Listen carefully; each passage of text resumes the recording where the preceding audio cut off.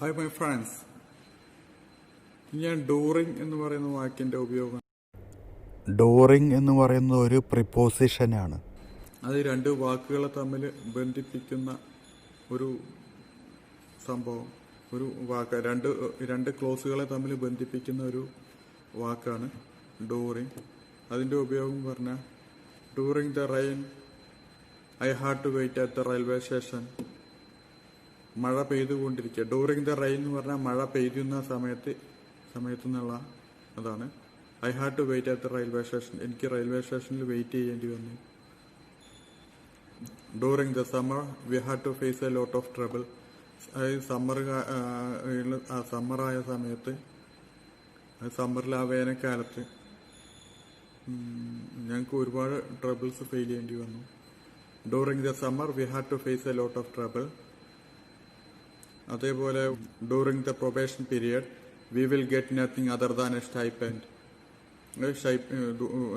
Probation പീരീഡിൽ നമുക്ക് stipend അല്ലാണ്ട് ഒന്നും കിട്ടില്ല എന്നുള്ള. ഡ്യൂറിങ് ദ പ്രൊബേഷൻ പീരീഡ്, ആ പ്രൊബേഷൻ പീരീഡ് കാലത്ത്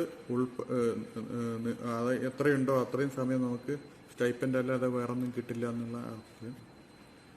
അതുപോലെ ഡ്യൂറിങ് ദ റെയിൻ, ആ മഴ പെയ്തുകൊണ്ടിരിക്കുന്ന മഴക്കാലത്ത് നമുക്ക് പൊതുവെ ബിസിനസ് കുറവാണെന്നൊക്കെ പറഞ്ഞു കേൾക്കാറില്ല. അതായത് during the rainy season we don't have much business. ഇതൊക്കെയാണ് ഡ്യൂറിങ്ങിന്റെ ഉപയോഗം. During the rain I had to wait at the railway station. During the probation period we don't get anything other than stipend. During the interview I had to face a lot of unusual questions. അതായത് interview നടന്നുകൊണ്ടിരിക്കുമ്പോൾ എനിക്ക് ഒരുപാട് അസാധാരണമായിട്ടുള്ള ചോദ്യങ്ങളെ നേരിടേണ്ടി വന്നു. ഇതൊക്കെ നമ്മൾ സംസാരിക്കാറില്ല. ഇതൊക്കെ തന്നെയാണ് ഡ്യൂറിങ് എന്ന് പറയുന്ന വാക്കിന്റെ ഉപയോഗം. ഇത് എല്ലാവർക്കും മനസ്സിലായിട്ടുണ്ടാകുമെന്ന് വിചാരിക്കുന്നു. എന്തെങ്കിലും സംശയം ഉണ്ടെങ്കിൽ കമന്റ് ചെയ്യുക. വീഡിയോ ഇഷ്ടപ്പെട്ടാൽ ലൈക്ക് ചെയ്യുക. ഇതുപോലെ ഉപകാരപ്രദമായിട്ടുള്ള ഒരു വീഡിയോ ആയിട്ട് ഞാൻ വീണ്ടും വരുന്നതായിരിക്കും. Until then, thank you. Bye.